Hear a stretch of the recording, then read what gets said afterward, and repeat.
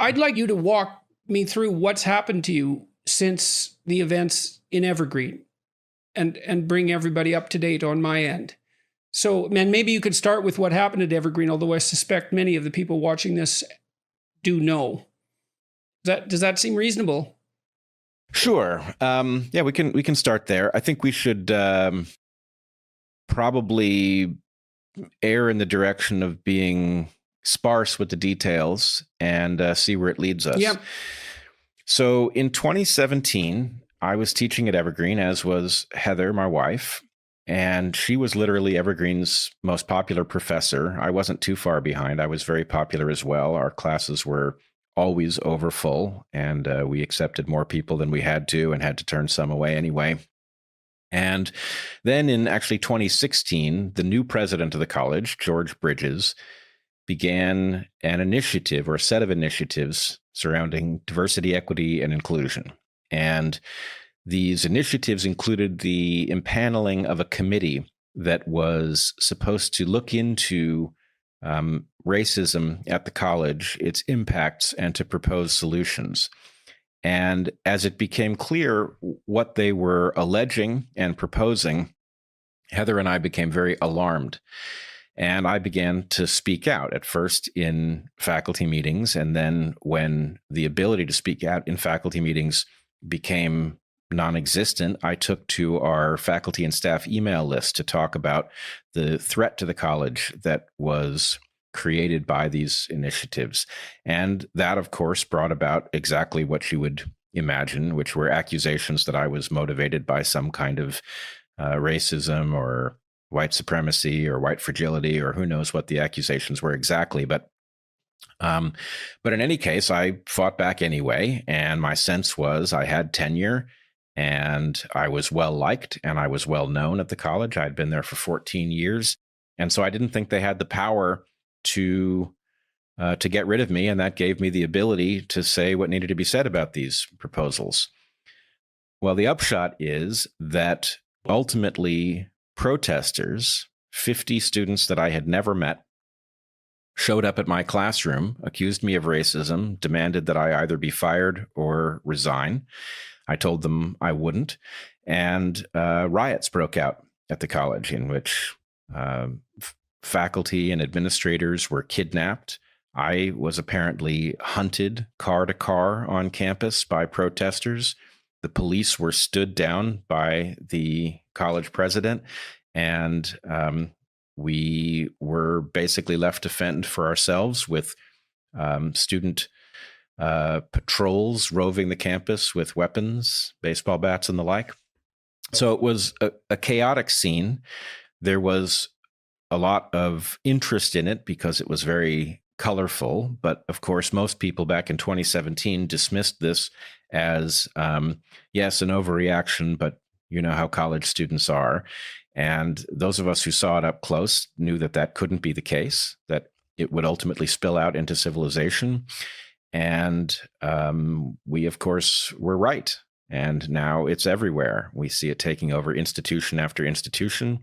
In the US and Canada, we see it making tremendous strides in government, and there's no telling where it ends. And what is, I mean, I have a bunch of questions that come out of that. I mean, so I'll lay out three. Why in the world did this bother you enough so that you took a stand, especially given your political leanings? Because you were, which I'm not criticizing, by the way, I'm just stating that it isn't obvious to begin with why it would be you that would take a stand, say, rather than someone else. But you did. And so I'm curious about why. And what is it that you saw coming? And what is this it that you're referring to? You've had a lot of time to be thinking about this now. It's been 4 years. And I mean, the other thing I want to ask you about is your life was thrown completely upside down, you and your wife. You don't have your job at the university anymore, either of you, despite the fact that you were tenured professors. It's not an easy thing to get another toehold in academia once you've been a tenured professor somewhere, especially if you've gone through what you went through, because no hiring committee anywhere is going to give you any consideration once you've been tarred by scandal, regardless of what your role in it was. They're far too conservative to ever do anything like that. And so, okay, so I don't know if I can remember the order in which I asked those questions, but I think the first one was, why in the world were you compelled to object? And what is it that you were objecting to, do you think? Well, it's a funny question for you to pose to me, because I have the feeling that the answer will be entirely native to you.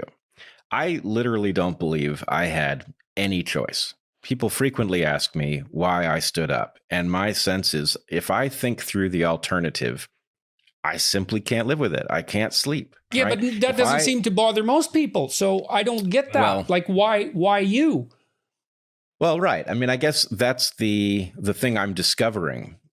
So you alluded to my political leanings, and you and I both know what you mean by that. I'm a liberal, and I describe myself sometimes as a reluctant radical. By that, I mean that I believe we must engage in radical change if we are to survive as a species. But I also know that radical change is very dangerous. And so it's not like, I find most people who would call themselves radicals feel like radical change is always called for. And I don't. My sense is, I hope to see change that makes civilization good enough that I get to be a conservative, that I get to say, actually, we're doing so well that we have no choice but to preserve this. If we try to improve it, we'll mess it up. That's where I want to go. But what I'm discovering is that the bedrock of my liberalism is nothing like the underpinnings of the so-called liberalism of most of the people on the left side of the political spectrum.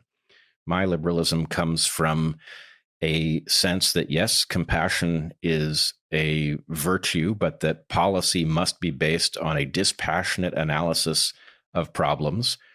It is based on an understanding that the magic of the West comes from a tension between those who aspire to change things for the better, and those who recognize the danger of changing them at all.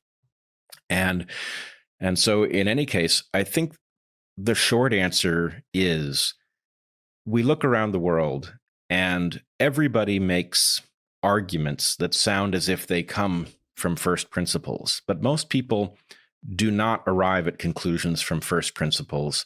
If they extrapolate at all, they don't do it very well. And that results in a severe compartmentalization of thought. And that means that when confronted with changes that threaten a system on which we are dependent, most people don't recognize it. And if they do recognize it, they wouldn't know what to do about it. So how can I put it in plain terms? I had no choice, because I was as if on a ship where somebody had proposed to fix our course through a field of icebergs and navigate based on some absurd theory with no grounding in fact. Somebody had to object. And I was a little surprised at how few and far between the objectors were. But, if I'm to be totally candid about it, at the point that things went haywire at Evergreen, I had watched video of you reacting to protesters in Toronto. And it had made so much sense to me at a number of different levels. I recognized you as somebody who knew that although the initial proposals were arguably symbolic, that they were connected to things that ultimately were very much about an exercise of power and a transfer of well-being, and that it was therefore, you felt obligated to stand up and say no, which resulted, as you know better than anyone, in you being mocked for overreacting. And then here we are years later, and it turns out that you saw with absolute clarity what others couldn't even imagine. Yes, but I certainly didn't see what was going to happen to me. Right. With clarity, so being right. quite I don't a strange route. It wasn't possible to see what would happen with specificity to you. But am I correct in seeing that you knew that something very dramatic was likely to come from your standing on principle, and that didn't provide any license to do anything but make that stand? I really can't say, you know. It's a while ago now, so that's part of it. But so much has happened to me that's been so strange in the last 4 years that I have a very difficult time making any sense of it. I can't even really think about, especially the last 2 years, I can't really think about them in any consistent and comprehensive way. I mean, my family situation has been so catastrophic, and my illness and my wife's illness, it's just been, although she recovered completely, thank God, it's just been so utterly catastrophic that my thinking about it is unbelievably fragmented. And I'm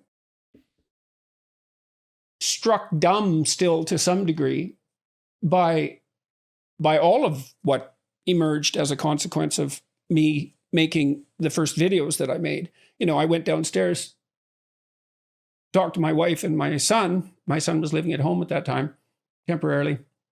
And I said, this piece of legislation is really bothering me because it calls for compelled speech. And I looked at the background documents and something wasn't right. And I said, I need to say something about it. They said, well, go for it. You know, we'll see what happens. And all hell broke loose, and continues to break loose for that matter, which is one of the things that's so bloody strange about it, is it doesn't seem to end. And I would have thought when it first started, I thought, oh, well, you know, I'd be a flash in the pan for a week or something, or 2 weeks or a month or 6 months or a year or 2 years, but it doesn't stop. And I really can't understand that. It's beyond my comprehension. Now, I guess it's partly because I continue to communicate my thoughts to some degree, even talking to mainstream media people, although increasingly less, and perhaps not at all from here on in. I mean, I had an interview with the London Times 2 weeks ago, 3 weeks ago, it was published. And, you know, it was just another complete, absolute bloody nightmare for my family, my daughter in particular, because they took her to task in an extraordinarily nasty way. And, you know, and the journalist who did the interview was completely, you couldn't invent her. You know, not only the way she was so deceitful in what she did, but I learned more about her background afterward as a consequence of another journalist who wrote about her. And, you know, she's a very singular person, to say the least. And so I did feel at the time, like you did, I guess, that I was more afraid of not speaking than I was afraid of speaking. And I have something against being told what to say. It's like, I'll pay the price for what I have to say. I'm not going to pay the price to say what you want me to say. You go say it yourself and see what the hell happens. And, you know, maybe that's just a kind of incomprehensible stubbornness in some sense. Although I think I did see I did see the beginnings of what has unfolded since then, although I can't even really put my finger on what it is that's happening. So, well, I wonder a little bit about, you know, in some ways, you know, there's nothing good about why you were absent from the scene. But there may be something good about your having not been there for every moment of it and being able to come back to the discussion with something like fresh eyes, because a lot of this is developmental. And, you know, you say you're surprised that that this is continuing. And I must say, I'm having the same experience. I feel like I was picked up, you know, my whole family was picked up by a tornado and we haven't been put down. And, you know, I sort of feel like we were joined in the tornado during 2020. It was such a crazy year that a lot of people whose lives were continuing in some normal fashion are suddenly aware that things are wildly off kilter. And so what was it like going to teach at Grace Church School? Well, it was really nice because, you know, I was used to a corporate environment, I guess. You know, because of my time that I had done in a previous job at HBO. I was a technical manager. It was a whole other career. And, I was very concerned that I reported to the right people, or, what's the org structure, and they were just like, well, just, you have colleagues and you can discuss things with them, and we're not going to make you do anything. You can talk to us. It's a very friendly environment. I mean, there were serious expectations, like, and everyone took their jobs very seriously, but there really was a sense of belonging and community. That was very welcoming, actually, and very energizing, I will say, because I wasn't used to that. I didn't expect it. And so I would remain aloof from it, at the beginning, like, what are these people? Why are they always smiling at me? Like, what's going on? Like, I don't know why. But gradually you loosen up, and it was kind of corny, but I would kind of go along with it. And it's a good kind of corny. Yeah. And it did actually, I warmed up a little bit. I did feel like I was a part of things, and I was able to sort of transmit that to others too. And so what happened over time? It was a very gradual change that, I would say, well, within the first 3 years, one of the tenets of our school was that every employee and every faculty and staff member had to attend a seminar called Undoing Racism. Mm-hmm. That was your HR department, was it, or who Yeah, instituted that? It was a mandate from the dean of faculty at the time, and that was a requirement. Yeah, mm-hmm. And so I went to that, and that was a very interesting experience. It's hard to what would you say, refuse a call to anti-racism. Sure. Who would do that? What kind of monster? Yeah.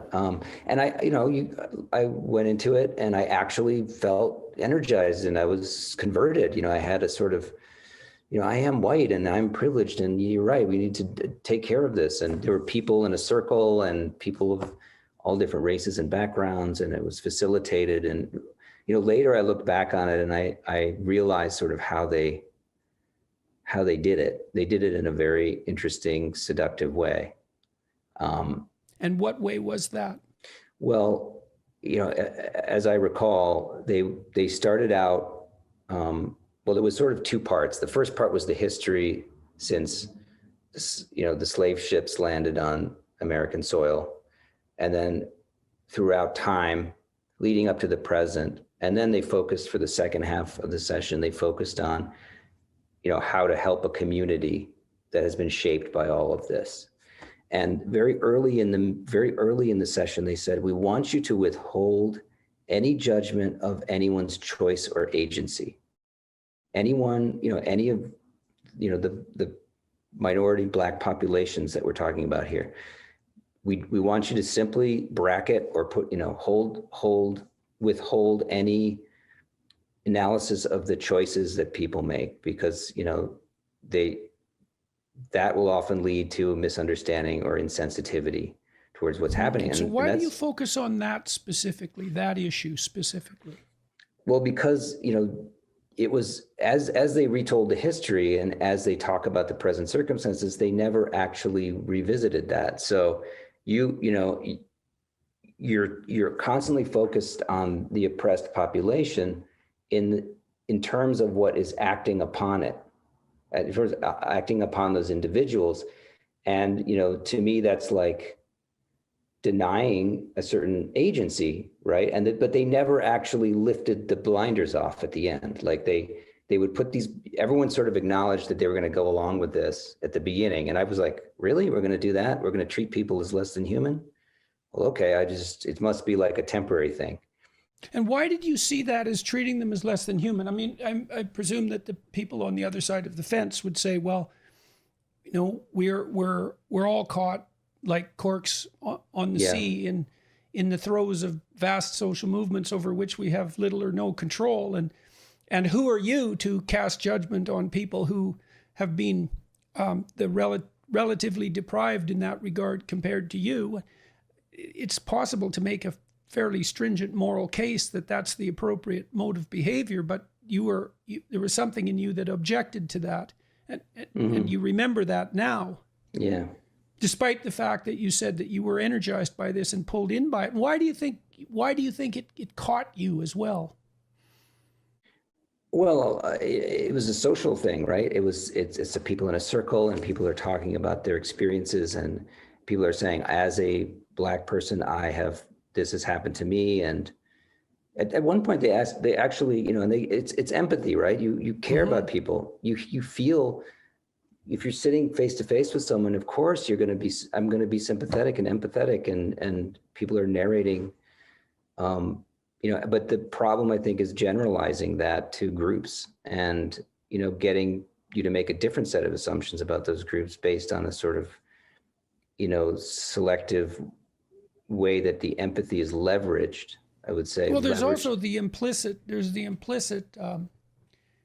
what would you say, the implicit perceptual and categorical structure that comes along with it, which is the a priori assumption that the appropriate classification for human beings is by group. Yeah. And that's so implicit, but so pervasive that it, in some sense, never needs to be stated. And as soon as you assume that the group level is the appropriate level, then you're bound to minimize or even forbid discussion of such things as individual agency. So tell us about the blog. When did you start writing your blog? In July 2019. And why did you start to do that? I mean, you have your research career, you're an undergraduate, or you're a teacher as well. You're working in the community, you have a full life. What compelled you to start a blog? I love to write, and I think it's a reflex that I have from war. So I used to write my diary in Arabic and in French, and I have them with me. They came with me in a box and went across 3 provinces. So I love to write. So in July 2019, I didn't have the chance maybe to say what I wanted to say on a platform. So I decided to have my own blog and just write for the pleasure of writing. I write about Lebanon, maybe half of the time. I write about Canada, Quebec, here. I just write and express views in relation to what is happening in Canada and in the world. And I think I'm seeing something very worrisome, and maybe that's part of why maybe I'm writing, because I'm seeing that we are in times where we can't talk about things. Well, look what's happening in my story. Like people are afraid. They may think things when they are at home privately, but they may not express them publicly, or maybe because of, political correctness or whatever. I'm not that type of person. Like what I write, or Bambi, the name of the person writing, is actually the meaning of my first name, Rima. It means a little deer in Arabic, and Bambi is that deer. So Bambi's afkar are Bambi's thoughts. So what I write is actually whom I am, what my own thoughts privately and on that blog. I sometimes write maybe, personal things about birthdays of loved ones or whatever. It's a blog, right? So that's it. And what kind of audience does your blog have? Well, at first I thought it had maybe 10 people, maybe first myself, I was writing for myself, but I thought family members. And then when that story happened, for once I searched, I usually don't have the time to do that. And I thought it was like really getting 2,000 on one day. And then I don't know, another day I checked 500, something like that. And I thought, oh my goodness, I was really thinking, I'm writing, I'm using during the pandemic, my in-laws or my parents sometimes with some issues, or writing about the Beirut explosion. I interviewed friends about what they are going through with the financial crisis, things like that. Right. So it had expanded beyond the small number of people that you had assumed were reading it. Absolutely. Exactly what happened to you. So you were living what I would presume was a pretty comfortable and happy life, as you've described, being a teacher and a researcher. You spun off this blog on the side. And then what happened? One day you were notified by the university. Tell us exactly the story. I can tell you, but I want to say, yes, I'm extremely happy, even in the pandemic, even despite the Beirut explosion and everything, I'm finding my ways of, living, coping. New Brunswick is amazing, all Canada, but we're also lucky to be in the semi-rural areas where even the pandemic did not hit us as hard as Toronto or bigger places in Montreal. So in that sense, I was all okay until that February 22nd, where I can tell you that story because it's my story, that's my part. So, and it's in the media actually. I was having symptoms of actually like COVID-19. I wasn't sure, and I was very, very, very sick. I usually run fast and jump and go on the stairs, and I couldn't take the stairs. I would stop, couldn't breathe. And so on that day, the Monday where it happened, I went for testing. Was finally negative, but I came back, did my work day, and then at the end of the day, I was lying on the couch thinking that I was resting. I got a phone call from a kind former student telling me, Dr. Azar, you need to know what is happening. And I thought, are you okay? What is happening? I was worried. And he said, no, I'm fine. You are in trouble, in big trouble. So the story started in the social media. I'm not on social media myself. So for me, I chose that blog because it's what suits my personality, what I, writing and having enough space to write. And so anyways, I enjoy reading social media and I do, but I'm not on it. So I read quickly and I thought, okay, it was there. And this was on Twitter? This was all happening on Twitter? On Twitter. Or where was it? On Twitter. I don't know if it was happening on elsewhere as a Facebook, I guess, but I saw the Twitter myself. And then an email got out of the university publicly. So not on Twitter, on Facebook, or the public channels of the university saying, it's public. So I'm not saying what is not public. Trigger warning, that blog, we dissociate ourselves from it and encouraging complaints. Okay, so what were people saying on Twitter, and who was it that was saying it, and how many of them were there? Do you know?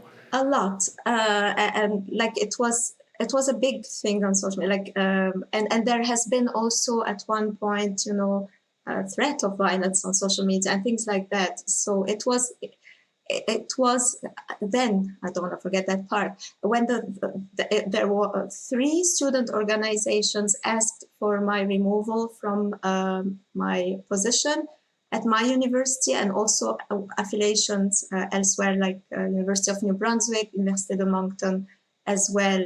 So it got really big. So I want to zero in on this. So there's some students primarily on social media, on Twitter primarily, and they're complaining about your blog.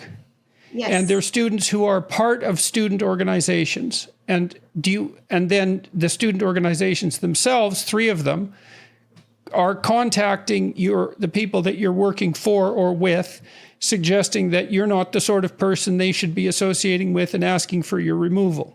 Exactly. Now, you said there were lots of students doing this.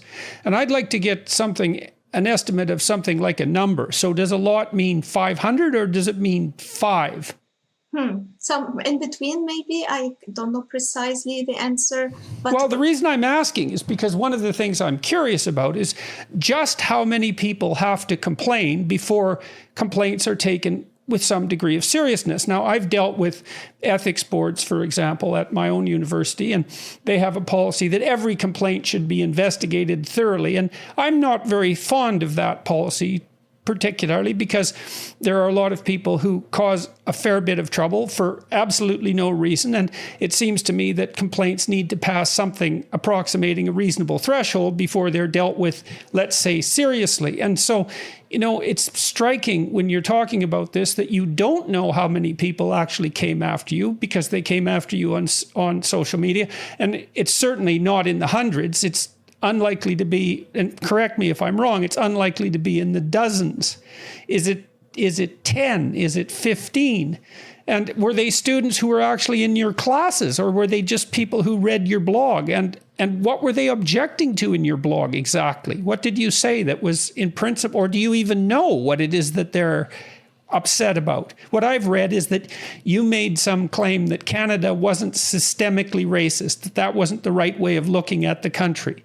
And and to me, that means now, is that the case now that at a university, if I stand up and say that I don't believe that the lens of systemic racism is the proper way to analyze Canada, especially compared to other countries, that now I'm so reprehensible that I deserve to be suspended if a couple of people object? Is that the situation that we're looking at? Or am I being too hard on the university? Well, I think it's hard to answer that question. So I know. the numbers that I know of now, I know them because of what happened and how many people. But before, I didn't know anything. I personally found it amazing that my university, my employer that I love and respect, did not call me to tell me what was happening. That I learned it in that. Did your union? My union is doing what needs to be done, and I'm very grateful. But I didn't know about that. I knew it. That's how I knew it. And then after that first call, friends from Nova Scotia, Amherst, Nova Scotia, called, hearing in the news and the radio. It was all everywhere. I have to admit, I may be wrong, but there may have been a flavor for that during that month. So it was like my story was sort of a scapegoat for something that is much bigger than a deer, a simple deer, a silly deer. Sometimes we're not allowed to write serious things or silly things or be wrong or change our mind. So what precisely, I don't know, but I personally am allergic to identity politics, given my background. So I may have written things about that or about, it's hard to tell. But you're still not sure. You're still not sure what it is that, okay, so you're not sure exactly who you offended or how many of them there are, and you're not exactly sure why you offended them. And you're so unsure that what you say is that, as far as you're concerned, you can't safely write down what you think, despite the fact that you have your opinions, given where you came from, given the fact that you've immigrated here, that you can take a look at Canada from the perspective of an insider and an outsider. You're not sure what your crime is. No, but now, because it's in the media, I can talk to that. It's not that I'm not respecting the confidentiality of the process of the investigation report. It's in the media. There is an allegation. Well, you get the chance to defend yourself. In any case, I mean, you've been suspended, correct? Yes. In the fall. Okay, and you said your university didn't even call you when all this blew up, and which is typical in my experience of the way institutions are reacting to this sort of thing. So an unnamed number of students made comments that you have used that are in some sense reprehensible, even though you don't know what they are. And the response of your university, despite the fact that you have tenure, that you're an accomplished scientist, that you're a popular undergraduate researcher, that you have tenure, the response of your university was to not call you, but suspend you for the fall. What? Pending an investigation. An investigation into what exactly? Have they told you what you did wrong? Of course, I saw those complaints, I can tell you, I think that part I can say it, is most of them are related to the blog, and that's fine. People have the right not to like what you say, what I say, what anyone else is saying, that's fine. But when we get into false allegations, it's a different story. There's also a difference between having the right not to like what you say on your blog and aggregating behind your back and conspiring to contact all your employers and to insist that you be removed because you're reprehensible and hypothetically a danger to the, let's say, the safety of students, and to have you removed from your position and have your reputation dragged through the mud and have you exposed in the media. I mean, that's not merely not liking what you said. That's an all-out attack. And it's amazing to me that this handful of students, an unspecified number, has the power to move the administration to produce such a dramatic response.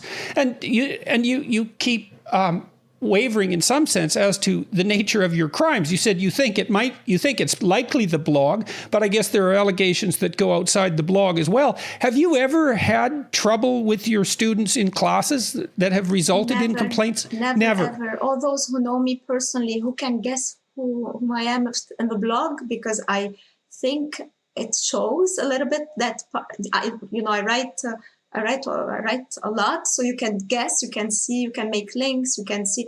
So, for example, I may criticize a certain politician in one blog, but I can say thank you on another one for doing something good. I'm writing, because we cannot comment on media articles many times, the comment section is closed, right? So for me, it's my way of doing it. So if they it doesn't seem to me that it's something that needs to be justified. I mean, first of all, you're a citizen of a free country. You have a right to express yourself any way that you see fit. Second of all, you're a tenured professor, and your thought's actually protected to a fair degree. And it's protected broadly so that you can think broadly. And the fact that this has happened despite your tenure, well, I guess part of the question that people who are watching might be asking is, why the hell should they care about this? And the reason I believe that people should care about this, first of all, is that what happens in the universities ends up happening everywhere else very, very rapidly. Absolutely. And if it can happen to someone like you, it seems to me that it can happen to anyone at any time in any place. Absolutely. And this unbelievable cowardice that our institutions show in the face of unwarranted allegations, as long as they're the right flavor, is something that should be tremendously worrisome to everyone. Tell us about No Safe Spaces first, and then tell us about your attempts to get it distributed, or the attempts to get it distributed. Well, I'll start with the movie, and then Dennis will go on to the attempts to be distributed. I actually wanted it the reverse. Okay. Well, that's fine. Either way. Dennis and I are very different. We have very different backgrounds, but we do have common sense in common. And I have found more and more, and I'm assuming you guys feel the same way, which is just finding someone with common sense seems to trump all the other characteristics that we're constantly talking about, what region you're born in, or who your team is, or what color your skin is. Dennis and I always had common sense in common, and we struck up a great friendship. We've done many speaking engagements. We've always had a great time in each other's companies. And so when the producers came to us with this idea, I immediately jumped at it just because it selfishly seemed like we could spend a lot of time together talking about a subject that we're both pretty passionate about, which is free speech. And since the time we made this movie, I feel like things have gotten much worse. I think the movie was a bit ahead of its time in terms of what it is, the subject matter. And now I feel like in just the 3 or 4 years since we started, this free speech issue has gone into overdrive. Go ahead, Dennis. Yeah, a word on the movie and then a word on the distribution. I've said from the beginning, and I'm neither arrogant nor humble. I just pretty much try to see myself in life objectively. And I have said, this is a great movie, and it's not a great movie because I'm in it. Might be a great movie because Adam is in it, but the truth is it's a great movie. And Adam and I happen to be the quote unquote stars, but that's not the point of the movie. I have watched this about 5 times. I have the attention span of a child. And so for something to keep me riveted 5 times speaks immensely about it. It truly is an important movie. It's more important today even than when it was made, about free speech.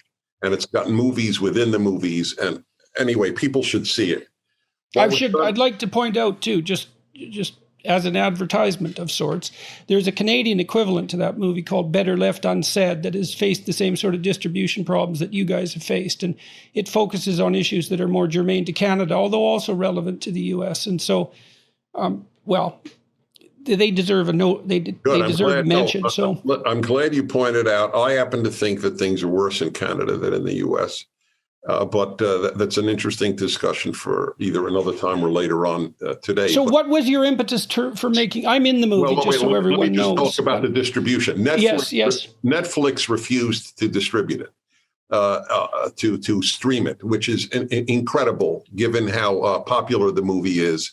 Okay, so make a case for that. Like why? Okay, so Netflix should have been incentivized, as far as you're concerned, by the fact that the movie was economically successful. And there are other streaming agencies too online that are fairly powerful. So Amazon, etc. Have you had any interest from any of the streaming agencies? Yeah, well, it's interesting. I don't know I'll look up the Amazon question. I know that Walmart doesn't sell it in its stores. They had the same thing. All you need really in at Netflix or Walmart or any of these is one or two people who are woke to tell, we can't do this. We're going to get a bad name. And then, what is it to Netflix not to listen to somebody who says, oh, Dennis Prager. We know for a fact that it was my name that was the trigger, which is an interesting thing, which one day would be fascinating to discuss. Because whenever my name is raised as this bugaboo, I always say, well, can you say anything in 35 years of broadcasting, 10 books, literally 1,000 columns on the internet, plus tens of thousands of hours of the radio recorded, say one thing that I have ever said that strikes you as extreme? And so there's never an example. There's literally never. The New York Times did a piece on me. They couldn't find one sentence. They made up something, in fact. They said Prager suggested, and I always tell people, if they don't say said, don't believe the line. Suggested is the New York Times, not what I said. And then they had no quotes. But anyway. I've had the same experience, Dennis. I have hundreds of hours of. Of course you have. I know that. I can't find a thing you've ever said that isn't ennobling. I love your work. I wrote the introduction to your biography. I had this experience as well. And then I have another thought, which is I got into a lot of trouble and I got out of favor with critics because it was widely said that Adam Carolla said women weren't funny. Now, this is perfect, and you guys have experienced a version of this.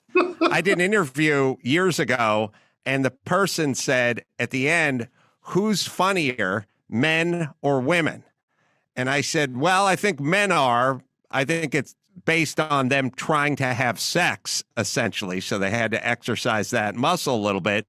But I know many female comedians that are funnier than any guy ever went to high school with. That then turned into Adam Carolla said women weren't funny. And then they just ran with it. And that's up there with the. Well, look, it's pretty credible what you say, because my sense is that there's been a couple of things I've said that have been blown up in the press, and they were exaggerations of the sort that you're describing, taken out of context. I think that in the current climate, if you've ever said anything reprehensible on public record, that you will be slaughtered for it. And so if you haven't been slaughtered for it, the probability that you haven't said anything reprehensible is pretty damn high, because people are combing over the utterances of people like you, trying to find a smoking pistol. I don't know if you can comb over things to find a smoking pistol, but I was at a Senate subcommittee on the suppression of free speech, testifying about what's happening to PragerU, where hundreds of our videos are placed on the restricted list, meaning if you have a filter against pornography and violence, you actually can't see the video. So one of them was, in fact, one that I had given. I only give 1/10 of the videos. 90% are other people. But I have given a number of videos on the 10 Commandments, for example. And so Senator Ted Cruz asked the representative of Google, why did you people could see this on YouTube? It is still there. Why did you put Mr. Prager's talk on the 10 Commandments on the restricted list? And the man looked at Senator Cruz and said, because it mentions murder. And I remember humming the Twilight Zone theme, because I felt I had entered an alternate universe. So what do you think the reason was, Dennis? I mean, obviously, look, that's got to be a bit of a PR nightmare for Google to do something like that. So it smacks of a certain degree of incompetence to begin with. And I like to hypothesize incompetence before malevolence. So why do you think it was censored that specifically? And then why, with regards to, is it reasonable to call what's happening with PragerU censorship? And why do you think it's happening? Because, well, I'll tell you I'll answer the last one first, and this will help you realize that I think there's more malevolence than incompetence. there is never an instance in the history of the world, and this is my field of study since I was in graduate school at Columbia. That's why I studied Russian, was to read Pravda and visit the Soviet Union on multiple occasions and other communist countries. There is no instance in world history that is since the Russian Revolution of the left gaining power and not suppressing speech. Liberals are for free speech. Conservatives are for free speech. The left has never been for free speech. Okay, so let me ask you a clarifying question there, all right? Because, I'm a Canadian, and I suppose, along with the Scandinavian countries, we're tilted a fair degree to the left compared to the US. And so, freedom of speech is in reasonable shape in our countries, those countries that I mentioned. And so when you talk about the left, tell me more specifically what you mean and how you would define that particular because you're not talking about the Democrats per se, I can't imagine, or perhaps you are. The Democrats used to be, I was a Democrat. The Democrats used to be liberal. The Democrats, when I was a kid in the 70s, Nazis, real Nazis, not people they just call Nazis, real Nazis with swastikas, demonstrated in Skokie, Illinois, because a lot of Jews lived there, especially Holocaust survivors. It was a particularly vicious act. And Jewish groups, the ACLU, liberal groups, the Democratic Party, all defended their right, because in America, anybody could say anything except yell fire in a crowded theater. That is no longer the position. You look. Why did you get in trouble?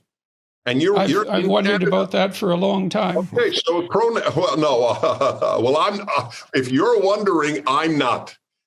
You said something the left didn't like, that you were not going to be told by the government what pronoun you will use. We need institutions that we can respect and that hold up the standards that have made them what they are. And if they fold, well, how can you expect normal people, say, not to be cowed and intimidated by the same tactics? Absolutely. Actually, there were two other episodes on my mind, one of which sort of confirmed my theory about what was happening in your case, the other of which suggested different sorts of motivations. So one of them was a case that occurred around the same time as yours, which was a case of a research fellow at St Edmunds College here in Cambridge, who was doing research. He was a sociologist, a very well-known, respectable sociologist. He'd had his work profiled in The Economist, in top journals. He was fired because there was a mob protesting about his associations, conferences he'd been to, journals that he published in which other people that they found distasteful had published in, and so on. Again, he'd done or said nothing illegal.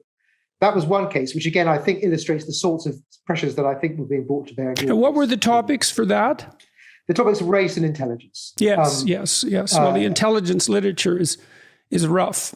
That's for sure. The whole thing was so chilling, Jordan, because it was decided by an inquiry that was kept secret. Nobody's going to know what the evidence was in this inquiry.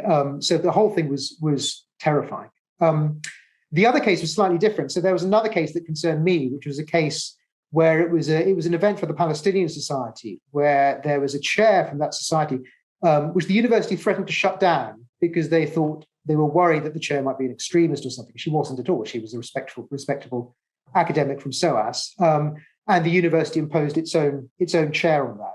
Now that was slightly different because that was responding to another threat of free speech, which is the government's legislation on prevent and anti-terrorism. But those three events were sort of coalescing in my mind around the time that I tried to change the university's free speech policy.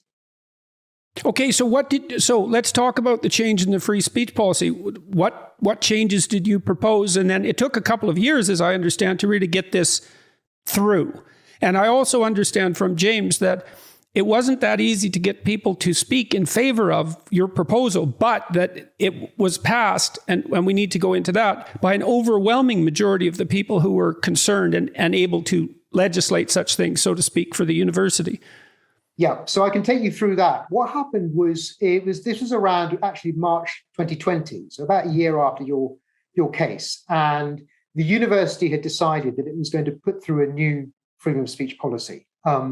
This is obviously at a time when everyone had other things on their mind, at least in Britain, in March 2020. They didn't offer a vote on it, they just wanted to put it straight through.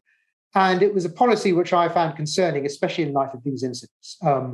one part of it was that it said that we have a right to free speech, but we must always exercise respect for other people's identities and opinions. Now, that might seem innocuous, but of course, the word respect being so vague can be interpreted. It doesn't seem innocuous to me. Indeed. I mean, it seems terrible because it just removes the first part of protection for free speech. I mean, if you have to be cautious about other people's opinions, much less their identity, well, we should reverse that. Their identity, much less their opinions, is, well, who decides when that's respectful and what? Yeah, it's just weasel words, that. Exactly. And the bit about identities, I bet they had you in mind when they were saying that, actually. But whenever anyone says, I believe in free speech, but, that's a good sign to me that they don't believe in free speech. And that was the impression that this policy gave off. Other parts of the policy, which may not have been directly explicitly new, but which certainly brought you and those other cases, for instance, the Palestinian Society, to mind, were rules which said that the university could stop speaker events if they thought they would threaten the welfare of students. Notice now, welfare is defined to get undefined and could be interpreted broadly, and indeed allow the university to stop events under pretty much any circumstances that they like, speaker events, for instance. So that was the proposed policy in March 2020. Why did that bother you so much? I mean, you're pretty young and starting your academic career in many ways. Maybe I'm wrong about that, but it's a hell of a thing to take on, and it's not without its risks. And I'm always curious about people's motives. It's like there's lots of professors at Cambridge. Why do you think this was your problem? Well, you flatter me about being young, but I will say that I guess there were two things. One of them was philosophical, and one was more to do with the nature of the job. So philosophically speaking, my basic philosophical position is what you might call classical liberal. So my basic value is individual liberty. I would, in terms of what I do in my political engagement, even my professional engagement to some extent, that's the ultimate and most important value. So for me, it really touched a nerve. It touched something that was the core of my identity, if you want to use that appalling word. The other aspect, which I said was professional, was simply to do something I alluded to earlier, which was, what is this job for? It's part of your duty as an academic, I would have thought. Academics are normally cautious, as they should be, but the one thing that they shouldn't be cautious about is defending the ultimate purpose of the academy, and that cannot be pursued without free speech and without the ability to question freely beliefs that are held by the majority, also beliefs that are held by minorities, and without worrying about who you're going to offend, who's going to be hurt by your words, especially in a subject like philosophy, and I dare say in a subject like yours, and certainly in a subject like James's. You can't have free discussion if every time you talk about something, you're frightened that you're going to offend the other person and then they might report you and you might get in trouble. I can't do my job. I don't expect James can. I don't expect you can if discussion is curtailed in that way.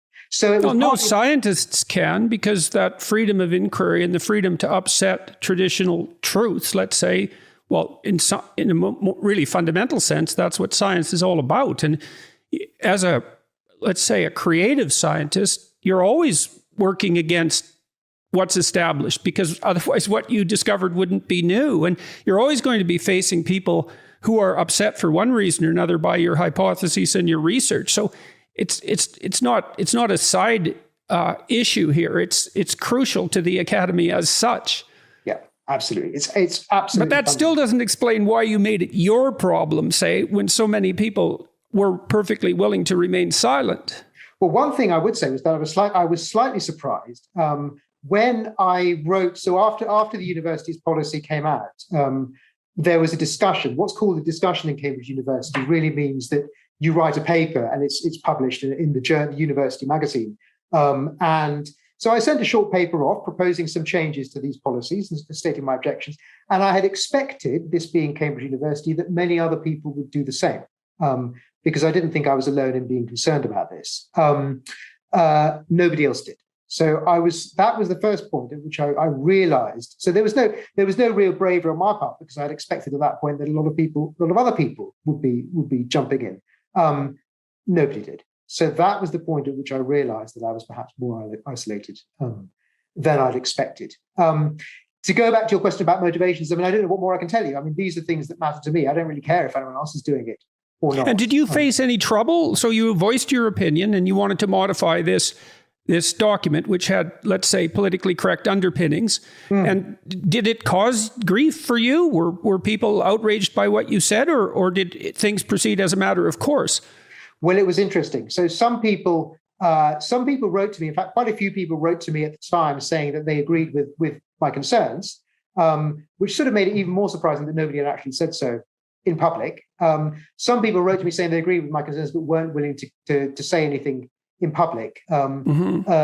James was, as always, was brilliantly helpful. James has always been really supportive, and James has been publicly supportive throughout this process. But it's because there have been a few courageous people like James and a few others, in Cambridge at that stage, that was definitely a big help.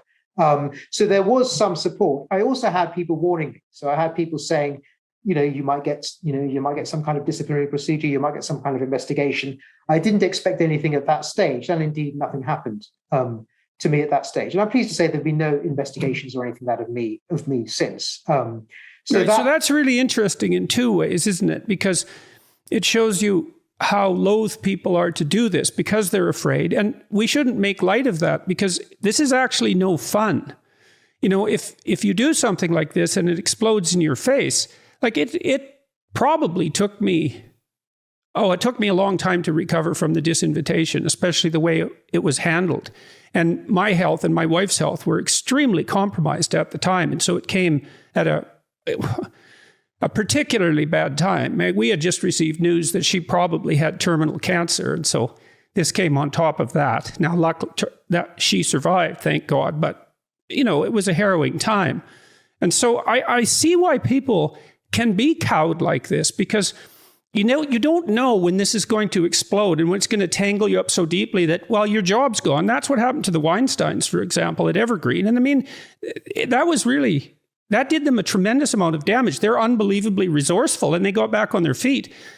And they were a husband and wife team, so they had each other, and that was good. But not everybody can do that, and you can get seriously taken out if something like this goes wrong. So, but then that ties into this issue we discussed a bit earlier, which is how a small minority of, people whose wrath knows no bounds in some sense can be so dominant.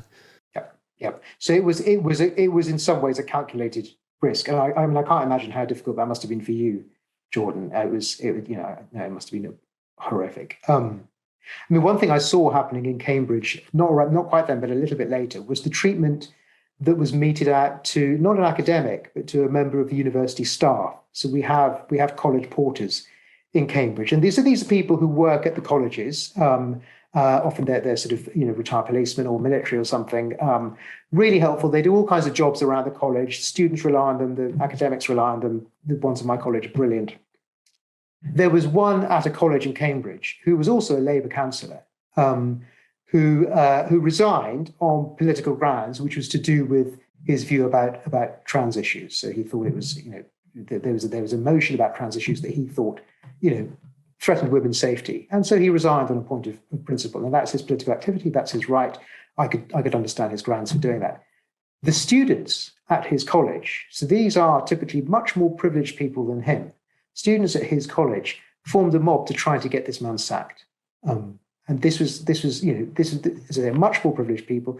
They didn't care about the consequences for him. They just thought because he diverted from their line of ideological purity. Do you remember this case, James? And James may know more about it than me, but yeah. I do, and it was thanks to a very brave female undergraduate. I think she was in her second year. She spoke out, wrote a public article about it. Great courage, I thought to herself, and there was an awful lot of resistance to her doing that, but it was remarkable. She got in touch with us, I seem to remember, and I can't remember how the case was resolved. Did you ever apologize? What happened with you? Apologize for what? Well, for whatever you were being accused of. I never apologized for refusing to comply with my university's mandate. Mm-hmm. I never apologized for speaking publicly about it. I never have and won't apologize for continuing to try to have discussions about the truth. That doesn't mean that I or who I'm talking with will always get it right. Surely we'll make mistakes. Everyone makes mistakes. The truth isn't a set of facts. The truth is an approach to discussion. That's what Joe Rogan's so good at. That's why he's so popular. It's not because Joe knows the truth. It's because he acts out the truth in his speech and his actions. Yeah. So, yeah, that's a whole different thing. Whole different thing. Well, Solzhenitsyn was convinced that a totalitarian state could not exist unless everyone was participating in the lie, and that the most potent anti-authoritarian action is to tell the truth. And that means to say something when you have something to say, because not because you're brave, but because the alternative is worse. Yeah, that's. And it was Orwell. It's so interesting to me that it was Orwell that opened your eyes to that. I mean, it makes perfect sense, but it's still really something. Yeah, I know. It's like that book. I think that's when I realized, everybody was responsible. And that's when I started thinking about speaking out. That's when you started thinking about speaking out. Yeah. I see. And so you made a conscious decision at that point. Yeah. I knew Why? Because I knew the price of silence. Because like that was a price we were paying, right? Like not even knowing. Like that's the thing, like when people say like, why no revolutions? Like, because we don't know we are slaves in North Korea. How do you fight to be free when you don't know you're a slave? And that's a different thing. Like the fact that my people don't even know they're oppressed, that's the thing. Like what carries me to this point about my father is not like of course I would be grateful he ever lived in freedom even one day. But the heartbreaking thing is he didn't even know life could be this free and life could be this beautiful. He didn't even know that, like, life could be so different for other human beings. I just wish he knew before he goes, so he doesn't remember this life so hard, is filled with the sadness, And that's the thing with North Koreans, we are talking about different degree of oppression. They don't even know life can be this way. And yeah, so that was my time of understanding what happened and started believing in this freedom.